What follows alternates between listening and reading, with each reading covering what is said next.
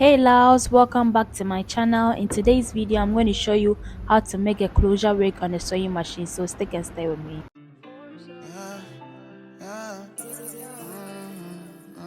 Firstly, we are going to double our weft. I'm working with 3 bundles and I'm making a bob rig, so I'm doubling all the weft. So I double all the 3 bundles as you can see here. I'll make a detailed video on how to bundle your weft. It's quite simple. I think in my next video I'll make a video on that, on how to do the double wefting and all that. Then we go ahead into the sewing process. So when you are sewing, the guidelines are going to be of help to us. The reason why we did the guidelines is to know where to sew and where not to sew. So the lines are going to guide you. That's why it's called guidelines. It's literally going to guide you as to where to sew on the mesh cap. So as you can see, I put the weft on the lines, then I sew it. I put the weft on the line, then I sew it. And when you are sewing, you do not want to pull the cap too much to create bumps. If you're not careful, you might finish your wig and you get bumps in it and it won't be flat. To get a very flat closure wig, or to get a very flat wig, you make sure that you don't pull the cap. So I'm going to show you very well. At the beginning and end of every weft, you want to make sure that you do a back stitch. When you are starting to sew it on the mesh cap, you make sure that you back stitch, and when you are ending to, you make sure that you do a back stitch. That way the weft will be secured in the mesh and it can last long for years without coming off. So I've sewed 2 tracks for now and you can see it's very flat. We're going on with our 3rd track. You put the track on the lines that you have drawn, then you put it under the sewing machine, the space in between there, then you sew on it. When you are sewing, you can see that you just let the machine do its own work. You don't put so much pressure on the cap to create bumps. You allow the machine to do its own work. It will move freely. All that you can do is just help it with the hand movement. You do not push. You just try and pave way, straighten it out, but then you do not pull the cap. If you pull the cap, after you are done with your wig, it's either you are going to have a bumpy wig or you are going to have a tight wig, not accurate to the measurement that you used.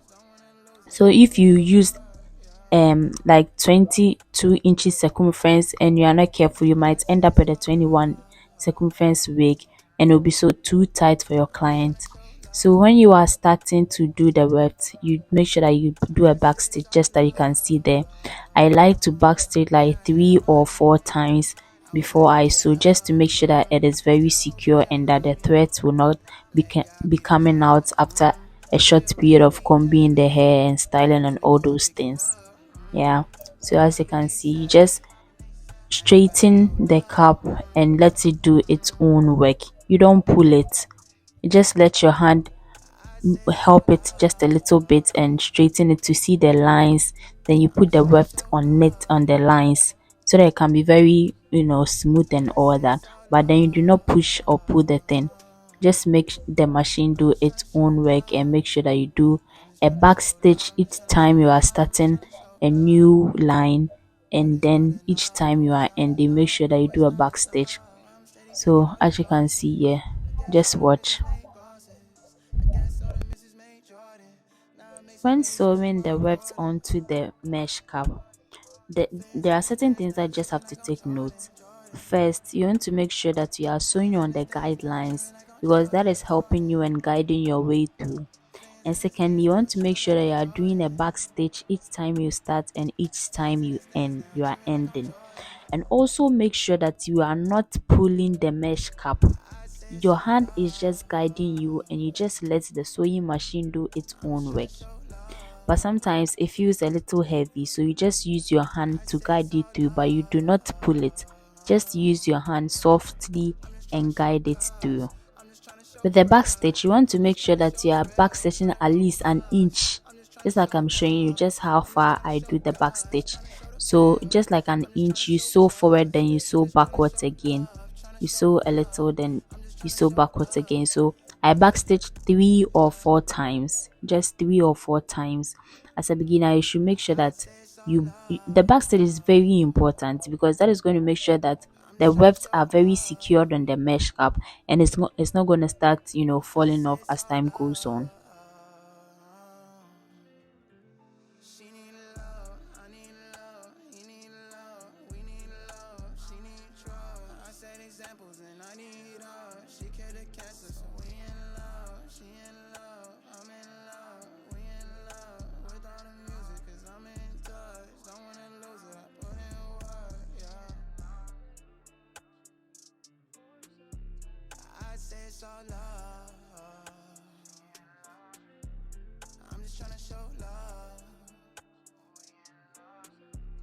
I say it's all love. Yeah, I had money. I was lacking in love. Still hoping they'll love me. Let God be At the this point, judge. I've used 2 bundles. We are working with 3 bundles, and I've exhausted 2 bundles. I have 1 bundle left, and I have 2 tracks to sew. I have just 2 tracks to sew. So when you are sewing the last 2 tracks, that is somehow delicate as a beginner. You're going to find it very hard to sew that part, but it's just quite simple as the other steps. You make sure that you are not pulling too much. Don't even pull at all. You just make sure that your hand is guiding your way through it. Just put your hand on it and move slowly. At this point, you want to make sure that you are not sewing too fast, because you want to make that you have to take your time. Take your time, even if it's going to take you an hour or two.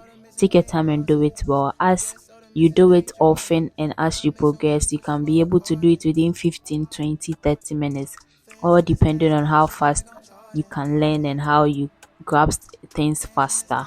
So just this point, you just have to take your time, then sew it a little by little. Even if you're just sewing an inch and taking your time, and sewing an inch and taking your time, just make sure that you are not rushing, because when you are working with a sewing machine and you tend to rush, you're going to make so many mistakes, and you're going to end up with a bumpy wig or a tight wig, or something that you wouldn't want or your client wouldn't want if you are doing the wig for someone. Yeah, but before you start, you can use your own hair as trials to make sure that you get a grip of it before you start doing for somebody.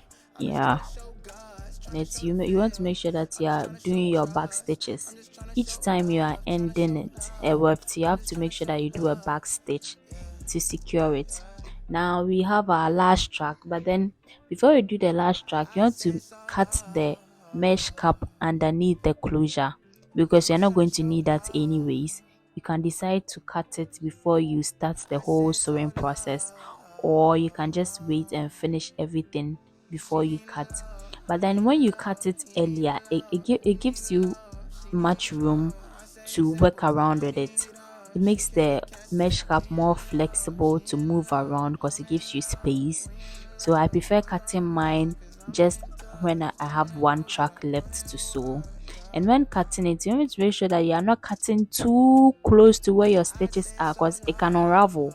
So you just cut, yeah, and leave some space there so that it doesn't unravel. And when you feel like there are a lot of mesh cap around it, you just go in as I'm doing right now. You just go back in and cut it small by small, just a little by little. You don't have to do the big chop at once, because if you make a little mistake, the stitches around the closure might just come off. If you want to know how to sew the stitches around the closure very well too, I have a video on it on my page. You can check it out. At this point, if you think this video is helpful, click the like button, and also to subscribe to my channel for more content like this. We are now on the last track, and the last track is quite, I wouldn't say difficult, but it's quite challenging, especially if you're a beginner.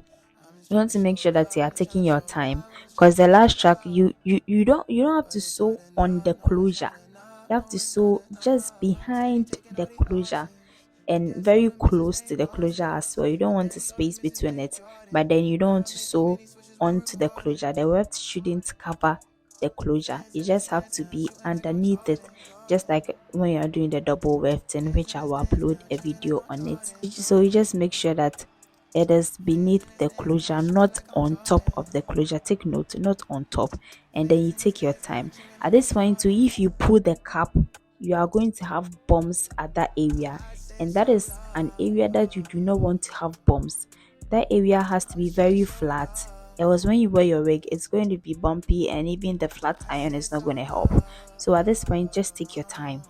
Take your time. Don't pull the cap. Just take your time and let the machine do its own work, and just help it with your hand movement. Don't pull. Just help it and sew the tracks just close to the closure, but not on top of the closure, to have a very secured wig. So thank you for watching. I hope you learned something. If you have any questions, don't hesitate to ask in the comment section. And if you have any concerns or other things that you want me to clarify, let me know and I'll make a video addressing all that. Thank you for watching up to this point, and don't forget to share to someone who might need it, and subscribe to my channel as well. I'll be uploading more content. I have a video on how I cut and style this wig into a bob on my channel. We'll put a link in the description box, so don't forget to check for that video. Closure looking all nice. See what I told you about. You can see that the tracks are not on top of the closure, just beneath it, and you can barely see a space in between it. You always make sure that the inside of your wig look as good as the outside. Sitting on my bed, flashing, smiling, castle wink. Losing track of time, feeling like it's been some weeks. Matter of fact, it's been 3 days since we relayed our thoughts. Heartstrings freeway as I replay our talks. Summon you over with no persuasion. I stare at the posters and make conversation. I ask, what's your language? These gestures displayed are